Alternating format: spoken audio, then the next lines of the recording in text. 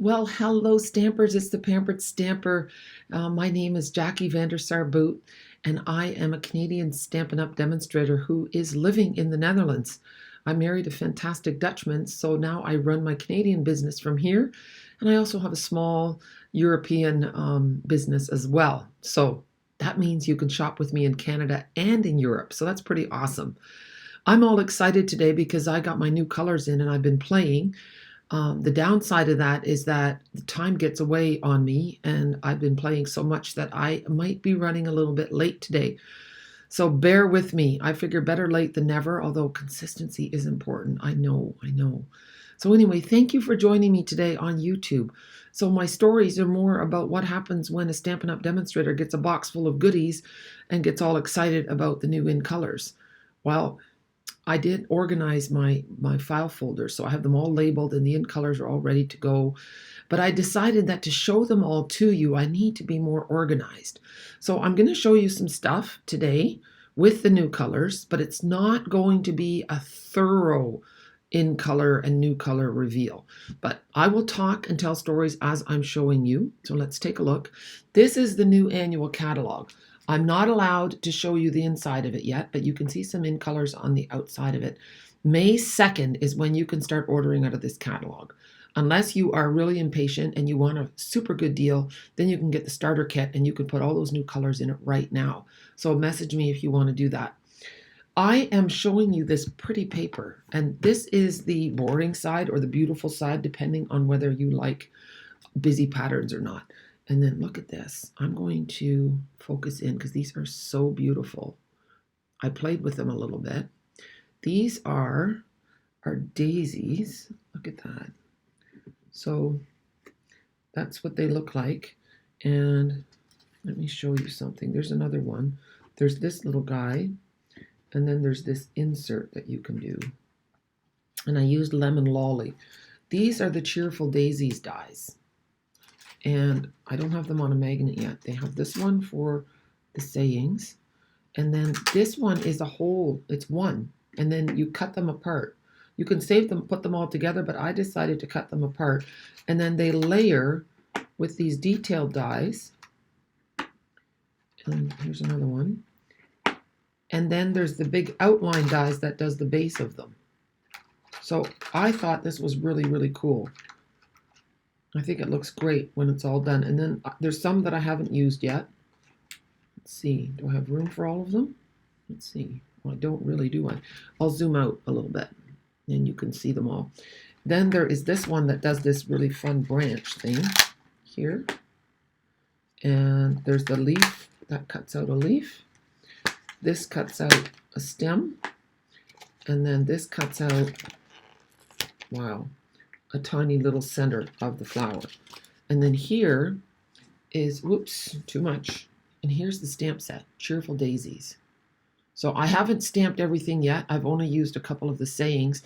Tomorrow is stamping through my stash on Wednesday, so I will stamp all the stamps from this tomorrow, and I will show you how I put those flowers together for you. But anyway, I just had made them and I thought I need to share. So let's just get this all out of the way. I'm going to put those in the case. There. And now I'm going to show you the paper. First the one side. So this is called Moody Mauve. I was going to show you something that I made, but I'll do it in a minute. And I believe this could be, not sure if that's Smoky Slate or Pebbled Path. This is definitely not one of the in colors, but very nice. This yellowish color is called Wild Wheat. And this is called Copper Clay. And the bottom one is Bojo Blue. So those are all the solid colors in the Fresh as a Daisy paper. Now, do you want to see the other side? It's going to be quite a shock to the senses. Here we go. Look at that. This is 70s flower power. Now, this one's really pretty. All of these are going to be nice, but I think that I'm going to do these colors in small doses. But beautiful artwork for sure. And then the last one is the card that we're going to make today. So this pattern paper, you cut into squares. You can cut down here, and then here you have to be a little bit careful and cut them all apart with your paper trimmer. Now I used this one for my cheer corner card, and this is the card that I made with it. Isn't that nice? I think it's nice, but it's my card, so if I didn't think it was nice, I wouldn't have made it. So today I thought we would do something like this. This image struck me right away in the catalog. It just reminds me of those retro 70s paintings. And so I thought I would do something with that. And then before we get started, I have one more sample to show you. Look at this. This is a swap card that I got from Monique, Stamping with Monique. And she used the thing from Share a Milkshake to make a little flower cone. And that's the die, the stamp that comes in the Cheerful Daisy. Oops, everything's falling apart here. See, this is the flower right here, and she stamped it in Bojo Blue. And then she stamped the leaf as well. Here it is with the die, so you can see how pretty that is. Okay, so I have to show you something else that I made. There we go. This is what I was busy with this morning. Now, I had made these flowers yesterday in my Cheer Corner video. It's up on YouTube, and I'll make sure I link it to it. So at the end of this video, you'll be able to see that one in case you missed it yesterday. So here are all the in colors. So there's Bojo Blue, Pebbled Path, Wild Wheat, Moody Mauve, and Copper Clay. And so I stamped them full strength, and then I stamped them off to give you the lighter shade. And I think it looks really nice. So here you can see all the in colors. They're really nice. I think you're going to really, really enjoy them. So I'm going to use this piece of the paper, and it has that wild wheat, and it has some pebbled path. So I'm putting it on early espresso, like so. And then I'm going to put it on pebbled path. But you see this? This is really funny. I like to use my resources. I like to save as much money as I can, and I needed a piece like this for that that sampler that I made for the in colors, but I didn't want to cut into a new piece and waste it. So I thought, well, this is going to go over top anyway. It's going to go like so, and then I'm going to tie a ribbon around the top, and that's going to cover up my hole. So that's what we're going to do. And I just cut this paper out as it was, and then I mounted it on the cardstock. Oh, I'm losing all kinds of things here. This is not good. Not good, my friend. I was going to get the ruler so I can give you the measurements. This is automatic, so I didn't have to measure it, but it is 3 3/4 by 5 and almost 5 1/4, a hair short. So 5 3/16, okay? And in centimeters, it is 9.5 by 13.3, okay? So I just added a 1/4 inch or 0.5 centimeters and made a mat out of early espresso.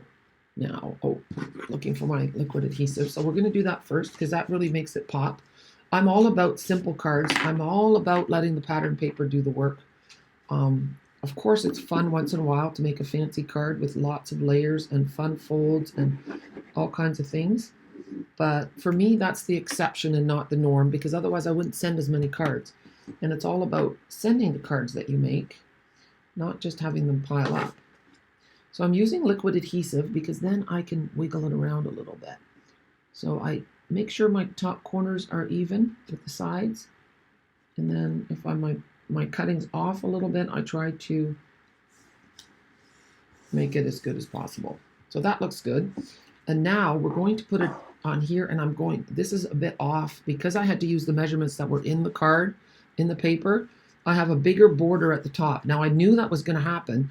That's why I'm going to tie a piece of ribbon around the top. So let's get our adhesive going.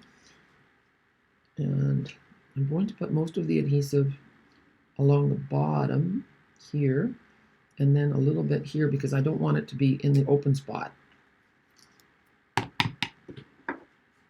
So we'll lay that on here. Now I just saw a faint mark on my cardstock, and I just want to encourage you, make sure you do not leave your cardstock laying in direct sunlight. It will fade as quickly as in one day. Even a few hours will fade your cardstock. So store your cardstock out of the light, okay? So now I was thinking, do I want to tie wild wheat around there? Or do I want to tie pebbled path? One of those. And I'm thinking the pebbled path. Let's see it again. Oh, wow, the wheat's nice too. Oh goodness, that's hard. Okay, you know what I'm going to do? I'm going to tie. See, if you look in the inside, you can see it's covered up. Now, I want to tie my ribbon around, and I'm just going to tie it in a knot. I'm not going to make a bow. And one of the reasons for that is that a bow will be a little clunkier in an envelope. And in Canada, they measure the envelope when you put it in the mail by the width. And in Europe, they measure it by the gram. But either way, it's either going to be too wide or that bow is going to make it too heavy. So I'm making it into a knot. You know, just those few grams can save you €1 or $1, whatever. There. So I like that. I think that's really cute. And then I had stamped this already. Your friendship means everything. Now, the problem is, what do I want to cover up? I love those stems so much. I'm into making like naked cards, cards that have nothing, no sentiment on it at all. I think that's really nice. But not everyone agrees. And, oh, yeah, I'm not sure. Maybe I'll put it in the inside. But you see, it doesn't look quite so bad. Now, normally I wouldn't do that, but people aren't going to care. And I saved myself a whole sheet of cardstock. And then the other thing I could do, but now it will add, I could tie another knot around here. So maybe this card will be just given to somebody, and I'm not going to post it. But this ties in the extra color. See, you can just go like this and tie another knot on there. See? Let's see, like so. That's cute. And now I have both colors. So I like that. That looks really good, actually. I'm pretty happy. And I might just leave it blank because I don't like covering up my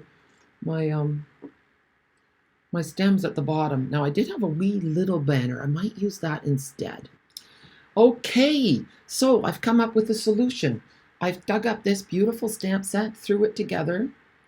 I love this. I'm hoping it's still current, but it is just a fantastic set, and I can't believe I haven't used it for so long.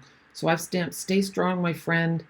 I stamped I'm Here For You, and I've stamped Hello Lovely. And what I did, look how tiny this is. Here, Hello Lovely. Here, Stay Strong, My Friend. Or I Am Here For You. And it came from another new set, which is called Countryside Corners. Okay, so those are, the dies are here. And then that tiny little one, I seem to have misplaced. Oh yeah, right here it is.